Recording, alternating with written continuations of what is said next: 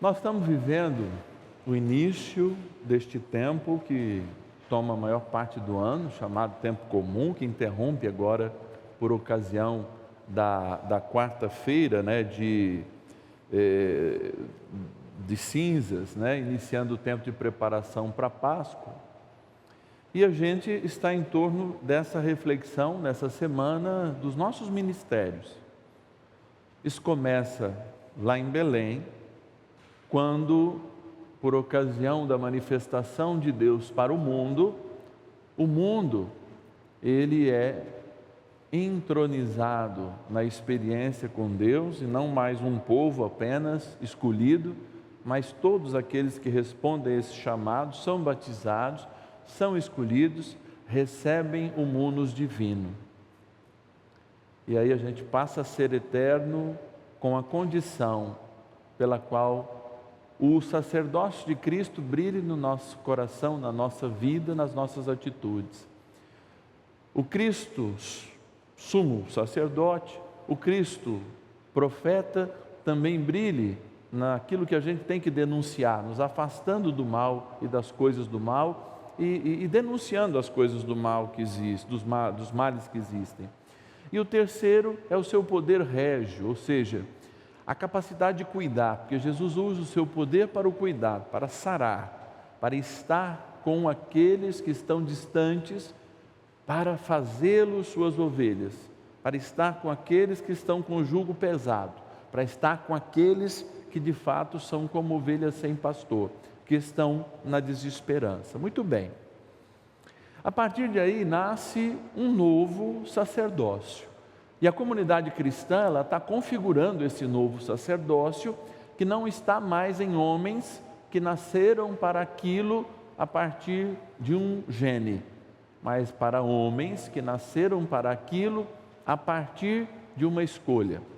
Deus escolheu nos salvar e nós escolhemos ser pescadores de homens. Aqueles diálogos iniciais dos primeiros chamados vocacionais. Assim, a igreja nasce para ter sacerdotes, não mais no modelo que se tinha, mas sacerdotes no modelo de Cristo, segundo o coração de Deus, como vai nos dizer a própria palavra, não segundo o coração e as conveniências dos homens, como o texto mostra. A proximidade dos fariseus, que eram aqueles que cuidavam do templo, e os partidários de Herodes, que eram aquele rei que não era judeu, mas era o rei da Judéia, enfim, que estava ali em comum acordo com os romanos, servia meio como que um dedo duro daquelas pessoas, como era comum os romanos fazerem nos seus lugares. Tudo isso é o quadro que se tinha naquela época. Então, você tinha um sacerdócio que era desnutrido na sua eficácia, de levar Deus ao povo e de trazer o povo a Deus. Você tinha uma profecia que estava amarrada com as conveniências, indiretamente, do império. E você tinha um cuidado que não era feito, porque se o que é mal não é extirpado, e o que é dor, o que é ferida não é cuidado, você não está, de fato, exercendo o seu verdadeiro reinado, ou seja, o seu verdadeiro chamado. Então, o sacerdócio de Cristo, ele vai se configurar em toda a eternidade, quando o bom Deus, ao olhar para a humanidade, sabendo que a gente iria pecar, como diz Santo Agostinho, naquele cântico que a gente faz na Sexta-feira Santa, e depois é lembrado no sábado, aliás, da proclamação da Páscoa. Bendito pecado que nos trouxe tamanho Salvador. Então nós olhamos para o pecado, para a ferida do ser humano, não mais dizendo assim, nós somos feridos, nós somos marcados. Não. Nós olhamos para a ferida que nos trouxe a proximidade de Jesus, que nos trouxe aquele que cura, aquele que transforma. E muitas vezes a gente perde essa noção por causa das conveniências.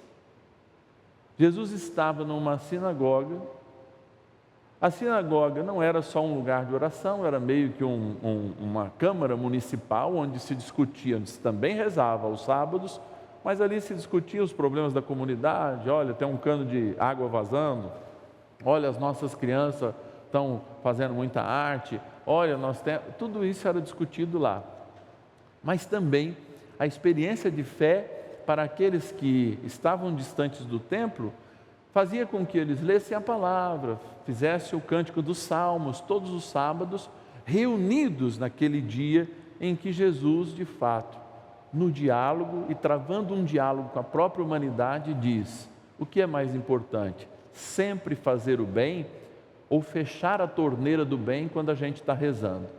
Isso é muito interessante, porque fala muito do sacerdócio de Cristo. Por exemplo, a minha comunidade paroquial tem um trabalho com os irmãos de rua. Todos os dias eu ouço que é como enxugar gelo. E aí todos os dias eu dou a mesma resposta. Se alguém não enxugar a água do gelo, muitos vão tropeçar. Então é claro que nós não somos diretamente responsáveis pelos irmãos que lá estão, não somos, mas nós somos responsáveis por distribuir o amor e a cura que nós recebemos. Então a gente os toca, a gente os ama, não com as nossas forças, mas com a graça e a força do nosso batismo. E quando a gente não vive isso, e eu vejo pessoas que estão ficando hoje desigrejadas, porque passaram uma vida, segunda-feira rezando, terça-feira rezando, quarta-feira rezando, quinta-feira rezando, sexta-feira rezando, sábado rezando, domingo rezando, e não tocaram a ferida do irmão, não enxugaram o gelo. E aí a pessoa insiste na conversa e eu digo assim: você sabe por que é bom enxugar gelo? Porque Deus enxuga o gelo da gente todo dia. Por exemplo, Ele não fez uma quaresma só, mas repete essa quaresma todo ano. Seria isso enxugar gelo? Não. É ter misericórdia, é exercer algo que é eterno. Então, a profecia que é eterna, ela faz aquilo que eu falei no início. A gente acredita no impossível para fazer o possível. Eu não posso acabar com gelo, mas minhas mãos me pedem que eu enxugue a água que dele derrama, para que outros não caiam. Então está ao meu alcance a consequência de algo que nós não somos diretamente responsáveis, mas nós somos, sim, responsáveis pelos novos que podem cair ou pela água que cai. Quer ver o que é um sacerdócio engajado? Um é aquele que abandona, outro é aquele que deixa as 99 e vai atrás. Isso não é só pastoreio, isso é cuidado.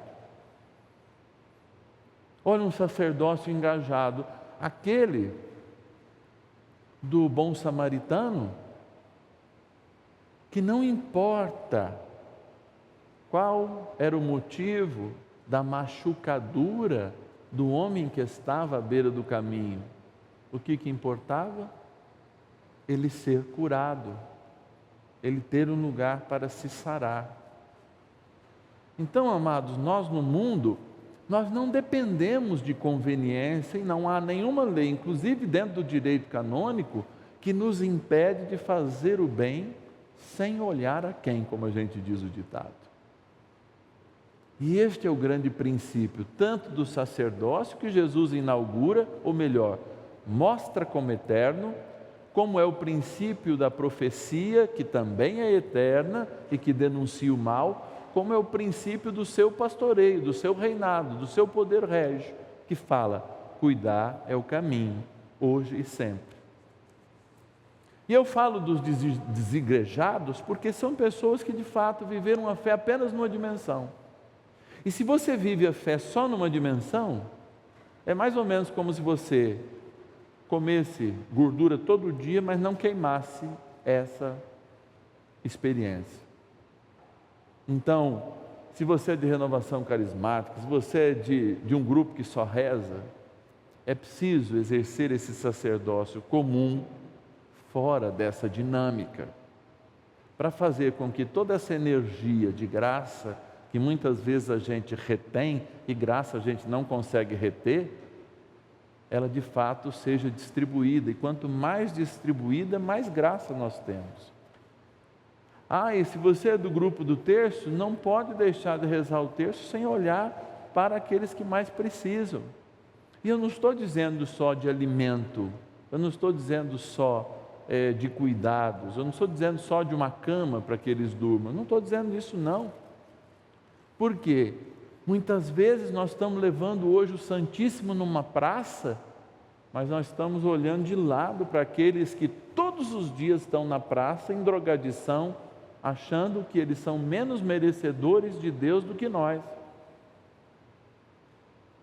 Olha a porta aberta dos desigrejados, que são pessoas que de fato vivem a experiência da fé, se unem para cantar uma moda, ouvir a palavra de Deus, mas não querem viver a totalidade do ministério que Jesus nos deu por ocasião do batismo. Não querem obedecer. E vocês podem ver isso acontecendo nas vossas comunidades paroquiais. Cada vez mais os grupos querem viver por si mesmos. Não querem nem ouvir a igreja, o padre, o bispo, as orientações do Papa. Estão fechados nas suas próprias celas, que depois, muito em breve, vão tornar as suas próprias covas. Porque um grupo de fato não cresce se não faz a vontade de Deus, ele não prospera se não faz a vontade de Deus. E a vontade de Deus é que nós sejamos irmãos e que o amor que a gente tem, porque recebeu dele, seja distribuído. E amor é vida, é Deus, e portanto é movimento, é sempre movimento. Então nós temos que de fato fazer essa experiência hoje, de viver uma fé sacerdotal, uma fé que nos une a Cristo, nos une a nós mesmos e nos une aos irmãos. Se faltar um desses laços, nós vamos estar desarmônicos. E a nossa fé em desarmonia um dia vai para o ralo. Como as instituições cristãs, que são necessárias de um modo geral, até para nos lembrar esse tipo de princípio que não acontece só na oração, porque na oração nós vamos pedir o que para Deus tirar o que é ruim, e nós vamos cantar, e nós vamos, sim, e vai ficar só no nível emocional, mas para ficar de fato no nível existencial, a gente precisa de alguém que nos alerte, como o Papa Francisco, que sempre nos lembra, cuida da natureza, o principal bicho dessa natureza é o ser humano, porque hoje a gente defende, me perdoe, mas hoje a gente defende os animaizinhos, eu tenho inclusive, mas é a favor do aborto de um ser humano, né? Hoje a gente tem essa incongruência. Eu acho que tem que defender os animaizinhos e sobretudo o ser humano, desde a sua concepção até a sua terminalidade natural. Nós estamos deixando o mundo construir a sua cultura, fazer com que a gente brigue com os sacerdotes, com a instituição, que a gente viva uma fé por nós mesmos e acabe destruindo justamente os princípios que nos ligam a Cristo, a nós mesmos e aos irmãos, que é de fato uma exigência, uma condição. Não há fé quando uma pessoa está sozinha, não há presença de Deus. Pode até haver fé, mas a presença de Deus é marcada onde dois ou mais, e a presença de Deus é rica quando estes dois ou mais encontram aqueles que estão caídos pela rua e tocam em cada um deles como se fosse o Cristo. Aí a igreja, ela vira igreja, e aí os cristãos se tornam verdadeiramente cristãos, E aí a gente começa de novo a amar a instituição que nos reafirma em Cristo, que nos dá a Eucaristia, que também toca o nosso emocional, mas que pelo nosso coração faz com que os nossos pés e as nossas mãos estejam bem grudados às realidades que a gente tem que sarar, que curar, que transformar, se verdadeiramente nós somos cristãos e se vale a pena carregar esse nome. O sacerdócio de Cristo é uma responsabilidade de cada um de nós, portanto, vamos ficar sempre e cada vez mais atentos. Louvado seja nosso Senhor Jesus Cristo. Para sempre seja louvado.